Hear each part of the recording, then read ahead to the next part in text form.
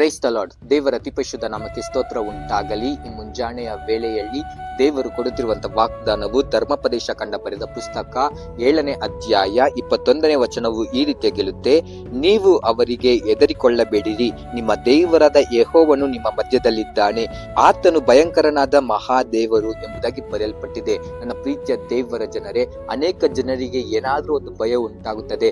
ಏನಾದ್ರೂ ಒಂದು ಪರಿಸ್ಥಿತಿಯನ್ನು ನೆನೆಸಿಕೊಳ್ಳುತ್ತಾ ಅವರು ಭಯ ಪಡ್ತಾರೆ, ಇಲ್ಲ ಏನಾದ್ರೂ ಒಂದು ಸಮಸ್ಯೆಯಲ್ಲಿ ತಗಲಾಕೊಂಡಾಗ ಅವರು ಭಯ ಪಡುತ್ತಾ ಅದರಿಂದ ಹೇಗೆ ಆಚೆ ಕಡೆ ಬರೋದು ಎಂಬುದಾಗಿ ಅನೇಕ ರೀತಿಯಾದ ವಿಪರೀತವಾಗಿ ಆಲೋಚನೆಗಳನ್ನು ಮಾಡ್ತಾರೆ. ಆದ್ರೆ ದೇವರು ಈ ದಿನದಲ್ಲಿ ನಿಮ್ಮೊಟ್ಟಿಗೆ ವಾಕ್ಯದ ಮುಖಾಂತರ ಈ ರೀತಿಯಾಗಿ ಮಾತನಾಡುತ್ತಿದ್ದಾರೆ. ನನ್ನ ಮಗನೇ, ನನ್ನ ಮಗಳೇ, ಹೆದರಿಕೊಳ್ಳಬೇಡ, ನಿಮ್ಮ ದೇವರಾದ ಯೆಹೋವನು ನಿಮ್ಮ ಮಧ್ಯದಲ್ಲಿದ್ದಾನೆ, ಆತನು ಭಯಂಕರನಾದ ಮಹಾ ದೇವರು ಎಂಬುದಾಗಿ ನೀವು ಯಾವುದಕ್ಕೂ ಹೆದರಿಕೊಳ್ಳದ ಹಾಗೆ, ಭಯ ಪಡದ ಹಾಗೆ, ಅಂಜದ ಹಾಗೆ ನೀವು ದೇವರ ಮೇಲೆ ನಂಬಿಕೆ ಇರಿ. ದೇವರು ನಿಮ್ಮ ಮಧ್ಯದಲ್ಲಿ ವಾಸ ಮಾಡುತ್ತಿದ್ದಾನೆ.